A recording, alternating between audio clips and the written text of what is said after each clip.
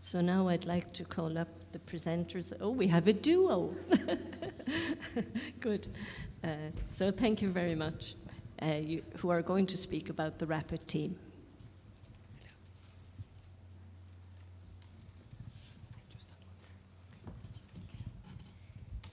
So, good afternoon, everyone. My name is Sarah McCoy, and I'm an occupational therapist working in the Mater Hospital. I'm here today to tell you about an exciting patient safety initiative that started in May of last year, called the RAPID team. I'm going to start the presentation, and then my colleague, Wynne, will finish it off. Okay, so just to start by telling you a bit about the Mater. It's a level 4 voluntary teaching hospital that provides acute and tertiary services. It has a total adult catchment of 153,848. Of these, approximately 25% are living alone, and over 13% are over the age of 65. The area has been identified as having one of the highest populations with low socioeconomic status in the country. The acute medical assessment unit opened on July 31st, 2012. On February 17th of this year, the emergency department and AMAU relocated to a purpose-built facility co-located on an acute floor concept. Last year, there was 49,775 presentations to the emergency department. And of these, over 20% were over the age of 65. Therefore, the Mater was providing care to extensive numbers of complex frail elderly with multi-system disorders and increasing physical and social care needs. Okay, so this is the catchment area. As you can see, it's quite extensive. It stretches from Santry to the River Liffey, and then from Cabra across to Clontarf, with everything in between. Okay. So at a time of sustained reduction in resources, with an increase in healthcare expectation on a backdrop of HR and financial limitations, an alternative model of care was required to address the safety needs of patients being discharged from the ED and AMAU. The RAPID team is an interdisciplinary team committed to delivering high-quality, swift assessment and the required intervention to facilitate safe and effective discharges. The RAPID team was established because there was no coordinated interdisciplinary discharge planning service within the ED and AMAU. There was underutilisation of the community supports required to maintain people well at home. There was suboptimal communication with patients and their caregivers to ensure that any safety concerns prior to admission could be considered and addressed. And also, there was no occupational therapy service in the emergency department. All of these factors adversely impacted on patient care. Patients were being unnecessarily admitted to the hospital, thereby increasing their risk of hospital-acquired infections and functional decline. This was having a knock-on effect on waiting times within the emergency department. Patients who were medically well were being discharged home without optimum consideration of their functional status or care needs within the community. This was a notable safety concern for vulnerable patients. It also increased the likelihood of repeat presentations to the ED. So the RAPID team was established to address these concerns. So the RAPID team consists of the following people: myself, Sarah McCoy from Occupational Therapy, Jacqueline Hanrahan from Nursing. Jackie, could you give us a little wave? There she is up the front. Jennifer Gilchrist from Physiotherapy. Jenny, there you are. And Wynne from Medical Social Work. Referrals are accepted Monday to Friday between 8 and 3:30. So the RAPID team was implemented in line with the HSC change model that includes planning, implementation and evaluation. Extensive development work was completed for our members to establish referral criteria, referral pathways, and identify roles and responsibilities of each team member. Key performance indicators were also identified in line with the acute medicine programme.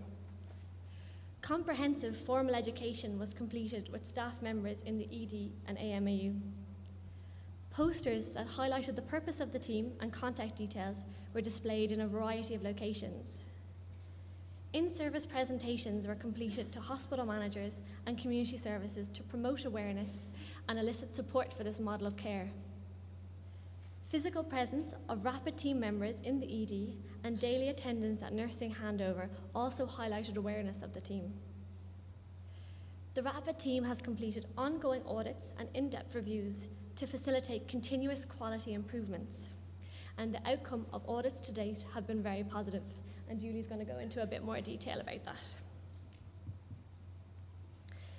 Generally, patients are referred to the RAPID team who are medically suitable for discharge within a 6 to 8 hour time frame. Vulnerable patients who present with a change in physical or cognitive status, anyone where there is a safety concern if they're discharged directly home, and patients with increased care needs identified. So this is the age profile of patients who are referred to the RAPID team between May 2012 and February 2013. 12% were aged between 21 and 64, 32% were aged between 65 and 79, and by far the most significant, 56% were aged between 80 and 103. And the 103-year-old gentleman was very happily and very safely discharged directly home with all the necessary supports in place. Okay. So during this time, 454 patients were seen, and of these, 39% were male and 61% were female. Okay. So the most common presenting complaint of patients who were referred to the RAPID team were falls, with 193 referrals. There's also multiple other presenting complaints referred to the RAPID team, ranging from back pain to increase in confusion. So in order to be as effective as possible, the RAPID team works in close collaboration with extensive networks to maximise safety. Within the hospital, the RAPID team works very closely with hospital managers, outpatient services, nursing and care staff, emergency department and inpatient medical teams, interim care coordinators, and inpatient allied health professional services. So the RAPID team successfully activates a wide variety of primary, community, and continuing care services to maximise patient safety, some of which include the community intervention team, the community rehabilitation team, and Meals on Wheels. The RAPID team has also developed very effective and direct pathways for availing of post-acute services to promote safety, including Elm Ward Community Rehabilitation, memory clinics, and falls prevention clinics. The RAPID team has been very innovative in its approach to patient safety. We have sourced and utilised a wide variety of voluntary agencies to further promote safety, including the National Council for the Blind of Ireland, Age Action Ireland, and the Alzheimer's Society. Now I'm going to hand you over to Julie. Thank you.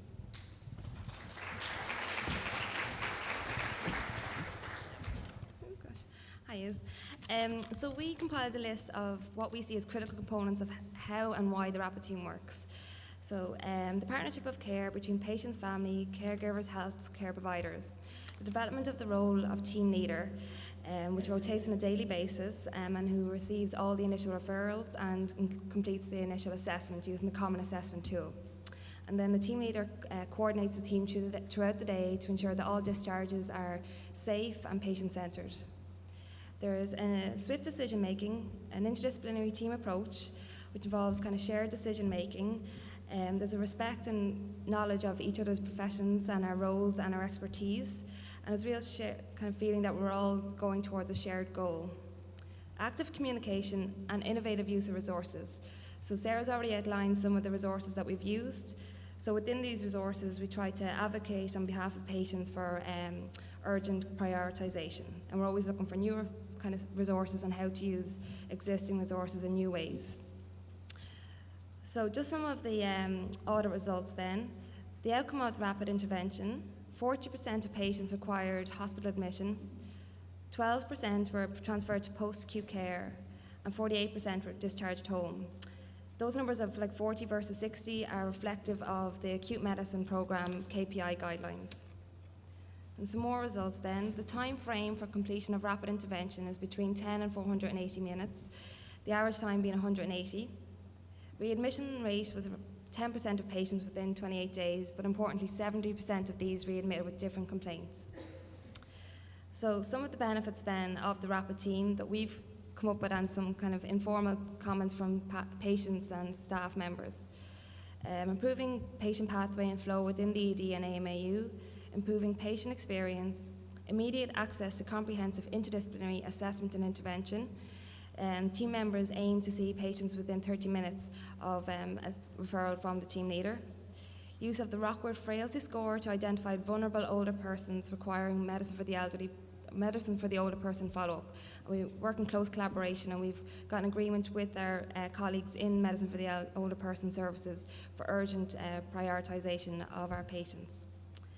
Ensuring that patients are discharged to the most appropriate destination, thereby maximising their safety. And some more benefits. Patient and caregiver education is key, including falls prevention strategies, safe medication management, and also kind of trying to improve knowledge or increase awareness of primary care services to avoid maybe patients coming into the ED in the first place. Provision of required equipment, including Zimmer frames and toilet frames. Completion of home assessments to maximise patient safety at home. Concerns addressed and identified and addressed about medication management, so we can start kind of blister pack regimes from the ED. Improving interface with community partners. The level of support identified to maintain patients well in the community, and ensuring that this support is activated promptly. Very importantly as well, identifying those patients who aren't safe to go home, but the plan has already started for them and the assessments have taken place. So again, some of the challenges encountered. We were generally well received from patients, staff members and community services. But again, it's the problem of kind of ongoing changing staff, which is just natural for working in a hospital. Referrals where care needs exceeded the scope of the team. And prioritisation of RAPID patients within post-acute services, and this is subject to ongoing negotiations. And as was said, this was a new way of working for us all, so we've all had to do a bit of learning. But some of the lessons learned, the implementation has had a significant positive effect on the safety and well-being of patients. Interdisciplinary team assessment ensures patients are being discharged to the most appropriate destination. Early initiation of community supports is essential to maintain patients at home. An outcome of audits to date provides substantial evidence that this new model of care should be shared nationally with a view to improving safety of patients being discharged. And some of the plans that we have for going forward then will be staff and patient satisfaction surveys, development of more generic roles within the team, attendance of a team member at post-call ward rounds, more comprehensive audits, maybe looking at the impact of the team on overall length of hospital stay for those patients that are being admitted, and use of technology in assessment and auditing process. We're thinking of an iPad each will probably do it, and the concept of the RAPID team process being developed throughout the hospital. So thank you very much for listening.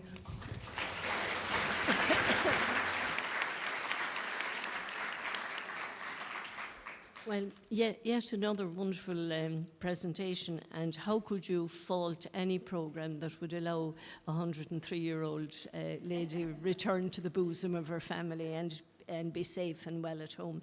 And they have certainly identified a need for national rollout, and the Minister this morning also identified a desire for that national rollout where good practice is identified. So maybe there's a good future for you and your programme.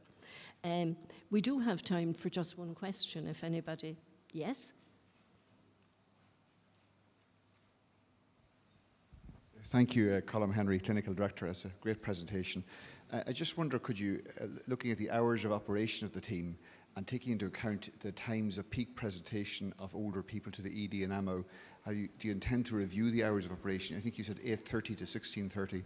And looking at the way people present, it tends to drift in later in the day, doesn't it? Yeah, we are. That is something that we are going to look at in the future, kind of extending the working hours. But it's also about working in times when community services are available, so that we will be able to access services. But that is something that we are hoping to look at in the future, because we are kind of conscious that patients are coming in at night time and then having to wait maybe for the morning to see us. So we're trying to look at that.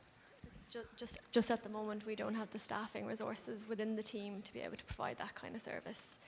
But ideally, kind of in the future, if resources allow, we would love to see that being developed.